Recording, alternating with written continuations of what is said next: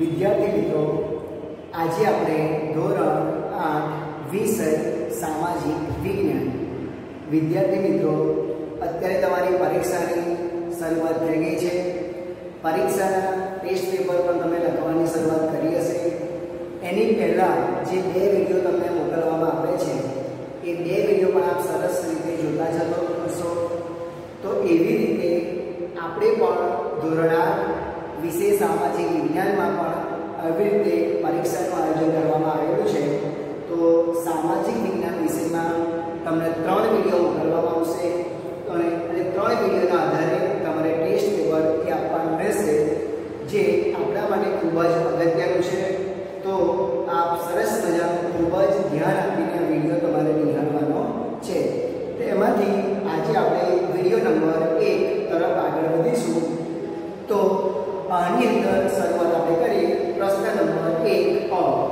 તો પ્રશ્ન નંબર 1 આની અંદર તમને વિકલ્પો પૂછવામાં આવશે, જેના ગુણ 6 માર્ક્સ રહેશે. 6 ગુણના વિકલ્પો તમને 6 વિકલ્પો પૂછવામાં આવશે. વિદ્યાર્થી મિત્રો, તમારે વ્યવસ્થિત ધ્યાન આપીને આ નિહાળવાનું છે. ચલો આપણે શરૂઆત કરી. પ્રશ્ન નંબર 1, વાસ્કો દ ગામા કયા દેશનો વતની હતો? વાસ્કો દ ગામા કયા દેશનો વતની હતો?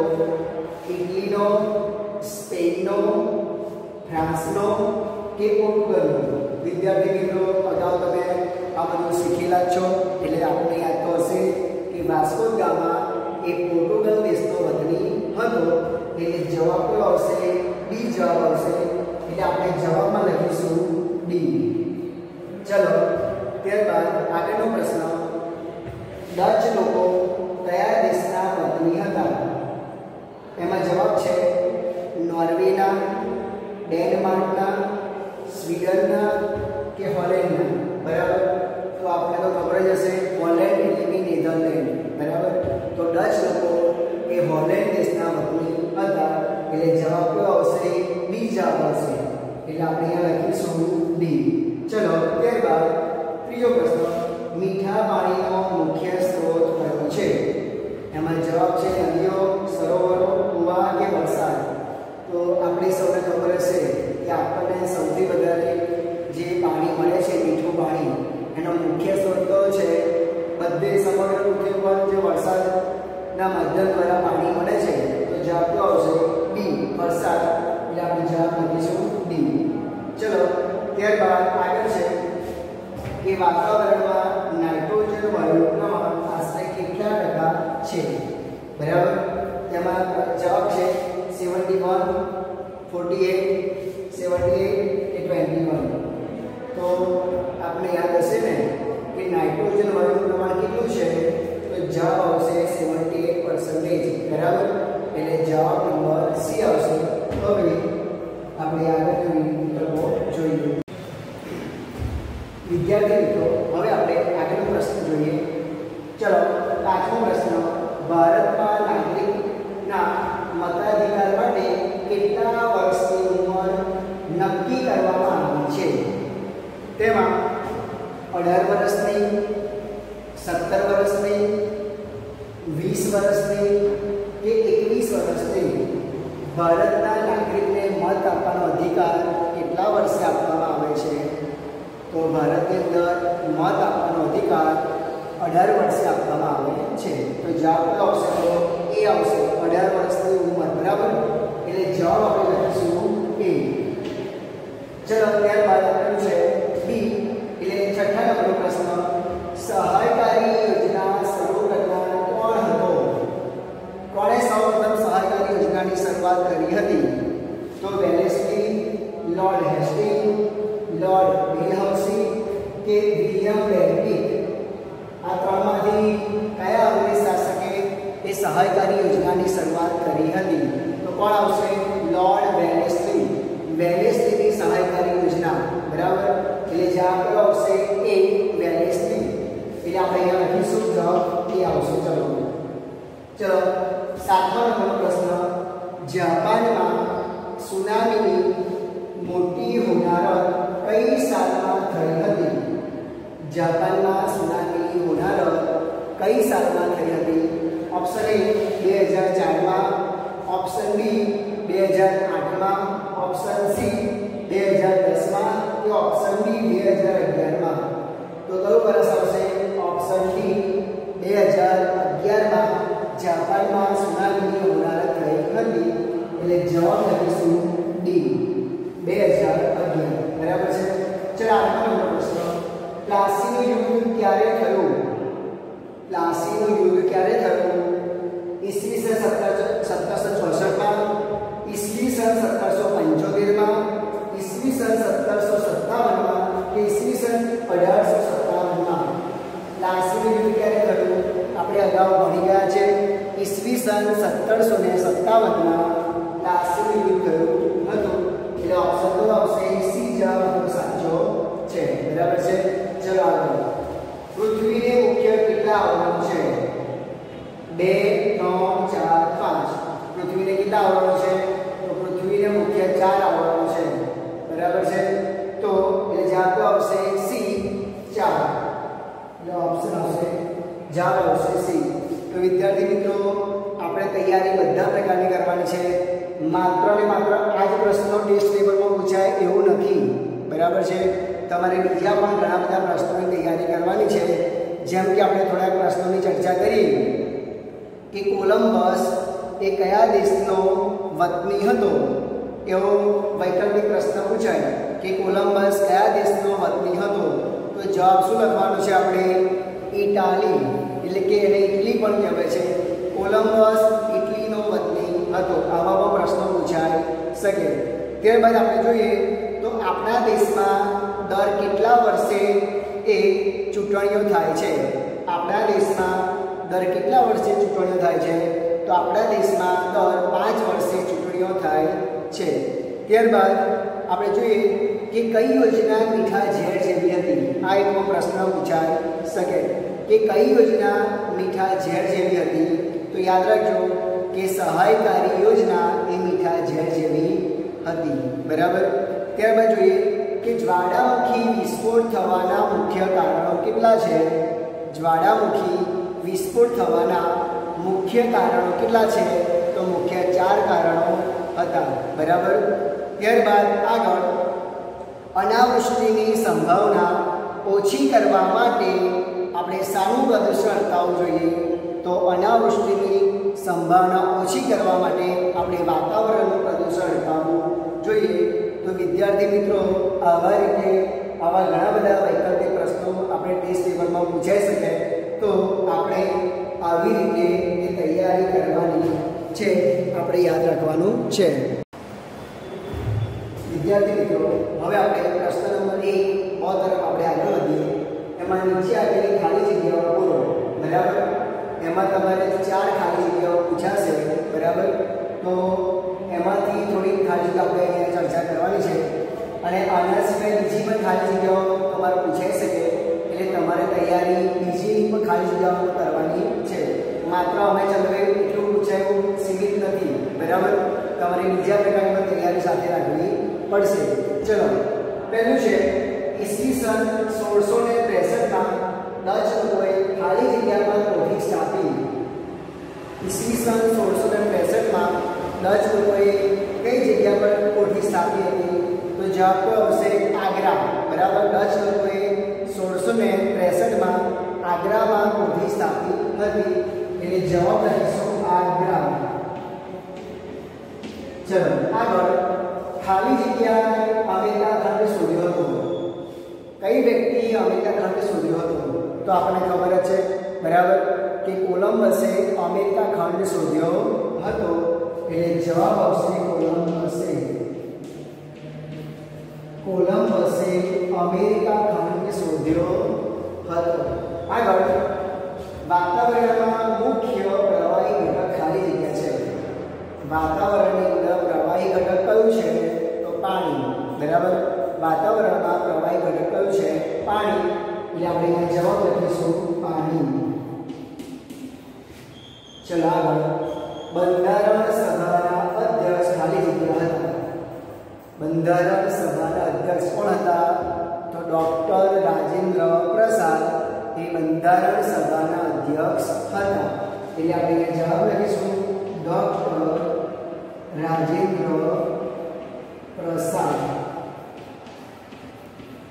चलो ત્યારબાદ આગળ ભારત એક ખાલી જગ્યા અને પ્રજાસત્તાક દેશ છે. ભારત આપણો કેવો દેશ છે? બિન સાંપ્રદાયિક દેશ છે અને પ્રજાસત્તાક દેશ છે. એટલે ભારત દેશ કેવો છે? બિન સાંપ્રદાયિક. એટલે જવાબ શું આવશે? બિન સાંપ્રદાયિક.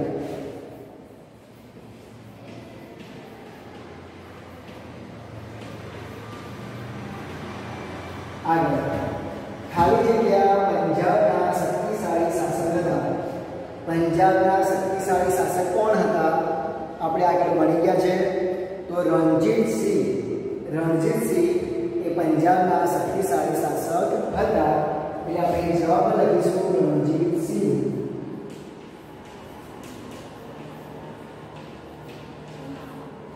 ચલો આગળ લાવાની જમીન ખાલી જગ્યા યુક્ત હોવાથી ફળદ્રુપ હોય છે.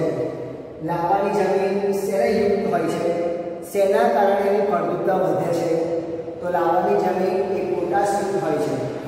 પોટાશવાળી હોય છે એટલા માટે એની ફળદ્રુપતા વધે છે. એટલે જવાબ આપણે લખીશું પોટાશ. બરાબર છે. ચલો આગળ આંતરિક ખાલી જગ્યાને કારણે ભૂકંપ થાય છે. આંતરિક ખાલી જગ્યાના કારણે ભૂકંપ થાય છે. શું થાય છે? આંતરિક ભૂસંચલન. બરાબર. અંદર દબાણ થાય છે, એમાં ઘણા બધા પ્રક્રિયાઓ, ઘણી બધી ક્રિયાઓ થાય છે, હલનચલન થાય છે. એટલે આંતરિક ભૂસંચલન, એના માટે શબ્દ કયો છે? ભૂસંચલનના કારણે ભૂકંપ થાય છે.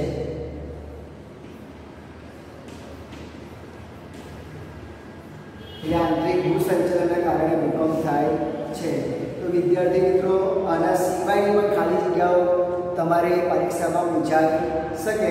જેવી કે આપણે ચર્ચા કરીએ કે પૃથ્વી તેના ઉત્પત્તિના સમયે ખાલી જગ્યા સ્વરૂપે હતી, અથવા એવું કહેવાય કે પૃથ્વી તેના ઉત્તેજના સમયે ખાલી જગ્યા સ્વરૂપે હતી. કેવા સ્વરૂપે હતી? અગનગોળા સ્વરૂપે. કેવા સ્વરૂપે હતી? અગનગોળા સ્વરૂપે હતી. ત્યારબાદ એવો બીજો પણ પ્રશ્ન બીજી પણ ખાલી જગ્યાઓ પૂછાઈ શકાય કે બંધારણથી ખાલી જગ્યા સિદ્ધ થાય છે. બંધારણથી ખાલી જગ્યા સિદ્ધ થાય છે. શું સિદ્ધ થાય છે? ઉદ્દેશો અથવા હેતુઓ. બંધારણથી હેતુઓ સિદ્ધ થાય છે અથવા ઉદ્દેશો સિદ્ધ થાય છે. ત્યારબાદ ભારતે ખાલી જગ્યા શાસન પદ્ધતિ અપનાવી છે. ભારતે કેવી શાસન પદ્ધતિ અપનાવી છે? તો લોકશાહી. બરાબર છે. એટલે ભારતે લોકશાહી શાસન પદ્ધતિ અપનાવી છે. ત્યારબાદ ગવર્નર ખાલી જગ્યાએ શીખ સામ્રાજ્યને અંગ્રેજ શાસન નીચે લાવી દીધું હતું. કયો ગવર્નર એવો હતો જેને શીખ સામ્રાજ્યને અંગ્રેજ શાસન નીચે લાવી દીધું હતું? તેનું નામ શું હતું? હાર્ડિંજ. હાર્ડિંજ. બરાબર. તો હાર્ડિંજે એ શીખ સામ્રાજ્યને અંગ્રેજ શાસન નીચે લાવી દીધું હતું. તો આવી રીતે આપણે ખાલી જગ્યાઓની તૈયારી કરવાની રહેશે. વિદ્યાર્થી મિત્રો, હવે આપણે પ્રશ્ન નંબર 2 જેમાં ખરા ખોટા પૂછવામાં આવશે, જેના 4 ગુણ રહેશે. તો 4 ગુણના ખરા ખોટા પૂછવામાં આવશે. તેમાંથી થોડાક જે આપણે વાક્યો છે ખરા ખોટાના, એની આપણે ચર્ચા કરીએ. ત્યારબાદ એના સિવાયના પણ વાક્યો આપણે ધ્યાનમાં રાખવાના છે. બરાબર છે. ચલો આપણે શરૂઆત કરીએ. પ્રશ્ન નંબર 1, બક્સરની લડાઈમાં અંગ્રેજોનો પરાજય થયો. ચલો પહેલું આ વિધાન કેવું છે? બક્સરની લડાઈમાં અંગ્રેજોનો પરાજય થયો. આ વિધાન કેવું છે? સાવ ખોટું છે. કારણ કે બક્સરની લડાઈમાં અંગ્રેજોનો વિજય થયો, પરાજય નહીં થયો. બરાબર છે. ચલો ત્યારબાદ આપણે આગળ વધીએ. મીઠું પાણી જલાવરની ભેટ છે. આ વાક્ય સાચું છે કે ખોટું? સાચું છે. બરાબર. મીઠું પાણી શેની ભેટ છે? જલાવરની ભેટ છે. એમાંથી જ આપણને એ મીઠું પાણી મળે છે. બરાબર. ચલો ત્યારબાદ આગળ. બંધારણ વિના દેશના શાસનની કલ્પના થઈ શકે નહીં. આપણા ભારત દેશનું શાસન ચલાવવા માટે બંધારણ અનિવાર્ય અંગ છે. બંધારણ વગર શાસન ચાલી શકે નહીં. એટલે આ વિધાન કેવું છે? સાચું છે. બરાબર. એટલે આ વિધાન એ સાચું છે. ચલો ત્યારબાદ આપણું છે વેલેસ્લીની ખાલસા નીતિનો અનેક રાજ્યો ભોગ બન્યા. ચલો વિદ્યાર્થી મિત્રો, હવે તમારે કહેવાનું છે કે આ વાક્ય કેવું છે, સાચું છે કે ખોટું છે. કે વેલેસ્લીની ખાલસા નીતિનો અને દેશી રાજ્યો ભોગ બન્યા એ વિધાન કેવું છે, સાવ ખોટું છે. આ વિધાન ખોટું છે. બરાબર. આગળ, દાવાનળને લીધે વન્ય સંપત્તિને પાળવા નુકસાન થાય છે. બરાબર. દાવાનળને લીધે વન્ય સંપત્તિને નુકસાન થાય છે. આ વાક્ય કેવું છે, સાચું છે. કારણ કે દાવાનળ એટલે જંગલમાં આગ લાગે છે અને જંગલમાં આગ લાગે તો વન્ય સંપત્તિને નુકસાન થવાનું છે. એટલા માટે આ વિધાન કેવું છે, સાચું વિધાન છે. ત્યારબાદ આગળ, અનાવૃષ્ટિથી બચવા માટે બને એટલા વધુ વૃક્ષો વાવવા જોઈએ. ચલો આ વાક્ય કેવું છે, સાચું છે કે ખોટું છે? અનાવૃષ્ટિ એટલે શું ખબર છે ને, જ્યારે કે વરસાદ ના પડે, જ્યારે કોઈ પ્રકારનું આફત આવી પડે, એટલા માટે વરસાદનો મુખ્ય સ્ત્રોત આપણે જો તો વૃક્ષો વાવવાથી વરસાદ વધારે આવે છે. તો અનાવૃષ્ટિથી બચવા માટે બને તેટલા વધારે વૃક્ષો વાવીએ તો અનાવૃષ્ટિથી બચી શકાય છે. એટલે આ વિધાન કેવું છે, સાચું વિધાન છે. આગળ, 7મો નંબર, વેલેસ્લીના સમયમાં ભારતમાં આધુનિક ટપાલ પદ્ધતિ દાખલ થઈ. ચલો આ વિધાન કેવું છે, વેલેસ્લીના સમયમાં આધુનિક ટપાલ પદ્ધતિ શરૂઆત થઈ હતી? ના, આ વિધાન ખોટું છે. બરાબર છે. ચલો, અને છેલ્લે છે કે વાતાવરણને લીધે અવાજ સંભળાય છે. આ વિધાન તો સાચું જ છે. બરાબર. કારણ કે આપણી આજુબાજુ વાતાવરણ છે. બરાબર છે. એક પ્રકારનું આપણી આજુબાજુ આવરણ છે, એના લીધે આપણે અવાજ બધા સંભળાય છે. એટલા માટે વિધાન કેવું છે, સાચું છે. ત્યારબાદ એના સિવાયના પણ આપણે ખરા ખોટા વાક્યોની ચર્ચા કરી લઈએ. એમાં આપણે વાત કરીએ પહેલો નંબર કે કોલંબસે ભારત આવવાના જળમાર્ગની શોધ કરી. તો આ વિધાન કેવું છે, ખોટું. બરાબર. ભારત આવવાના જળમાર્ગની શોધ કોણે કરી હતી? Vasco da gamma. એટલે આ પહેલું વિધાન કેવું છે, ખોટું. અહીંયા વાક્ય કેવું આપેલું છે કે કોલંબસે ભારત આવવાના માર્ગની શોધ કરી. તો વિધાન ખોટું. બરાબર છે. ચલો આગળ, કે પૃથ્વી સૌર પરિવારનો એક સભ્ય છે. સાચું કે ખોટું? સાચું. પૃથ્વી એક સૌર પરિવારનો સભ્ય છે. આ વિધાન કેવું છે, સાચું છે. આપણા દેશના બંધારણની શરૂઆત એ હકોથી શરૂ થાય છે. આપણા દેશના બંધારણની શરૂઆત એ મૂળભૂત હકોથી શરૂઆત થાય છે. આ વિધાન ખોટું. આપણા દેશના બંધારણની શરૂઆત આમોખથી થાય છે. મૂળભૂત હકોથી આપણા દેશના બંધારણની શરૂઆત થતી નથી. એટલા માટે વિધાન કેવું આવશે, ખોટું. બરાબર. ત્યારબાદ આગળ, ભાગલા પાડો અને રાજ કરો એ અંગ્રેજોની નીતિ હતી. આ વિધાન કેવું છે, સાચું છે. આપણે ખબર છે અંગ્રેજોએ ભારતમાં આવીને આ નીતિ અપનાવી કે ભાગલા પાડો અને રાજ કરો. આ વિધાન કેવું છે, સાચું છે. તો વિદ્યાર્થી મિત્રો, આવી રીતે આપણે ખરા ખોટાની તૈયારી આપણે કરવાની છે. વિદ્યાર્થી મિત્રો, હવે આપણે પ્રશ્ન નંબર 1 જોઈએ. બંધ બેસતા જોડકા રચો, જેના 4 ગુણ છે. વિભાગો અને વિભાગો આપેલા છે.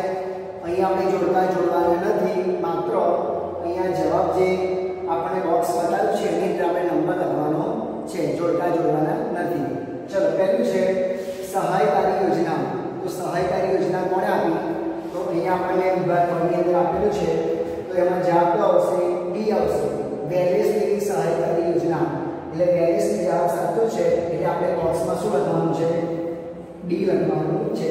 એટલે સહાયકારી યોજના કોની હતી? વેલેસ્લીની સહાયકારી યોજના હતી. ત્યારબાદ આગળ, ખાલસા નીતિ. ખાલસા નીતિ કોણે અપનાવી હતી? તો ખાલસા નીતિ ડેલહાઉસી અપનાવી હતી. બરાબર. એટલે જવાબ તો આવશે એ. એટલે આપણે અહીંયા લખીશું એ. એટલે ખાલસા નીતિની સાથે શું આવ્યો? એ જવાબ, ડેલહાઉસી. આપણે ખાસ યાદ રાખવાનું એ સહાયકારી યોજના કોની હતી? વેલેસ્લી. ખાલસા નીતિ કોણે અપનાવી? ડેલહાઉસી. ચલો, પેલું પંજાબના મહારાજાનું નામ શું હતું? તો અહીંયા છે રણજીતસિંહ. ઈ. એટલે જવાબ આવશે ઈ. એટલે પંજાબના મહારાજા કોણ હતા? રણજીતસિંહ. ત્યારબાદ આગળ, ભારતમાં 3 યુનિવર્સિટીની સ્થાપના થઈ. કયા વર્ષની અંદર? કયા વર્ષે 3 યુનિવર્સિટીની સ્થાપના થઈ? તો ઈસવીસન 1857. એટલે જવાબ શું આવશે? બી. બરાબર. આપણે ખબર હોવી જોઈએ કે કઈ 3 યુનિવર્સિટી? તો મુંબઈ, ચેન્નઈ અને કોલકાતામાં ઈસવીસન 1857માં 3 યુનિવર્સિટીની સ્થાપના કરવામાં આવી હતી. વિદ્યાર્થી મિત્રો, હવે આ રિવિઝન કેટલા વિડીયોમાં આપણે પ્રશ્ન નંબર 1 પ્રશ્ન નંબર 2 ની ચર્ચા કરેલી છે. હવે આગળના ટોપિક આપણે અગાઉના જે વિડીયો આવશે તેમાં તમને સમજાવવામાં આવશે. બધા ત્યાં સુધી બધા ઘરે રહો, સુરક્ષિત રહો અને પરીક્ષાની તૈયારી કરજો. જય હિન્દ, જય ભારત.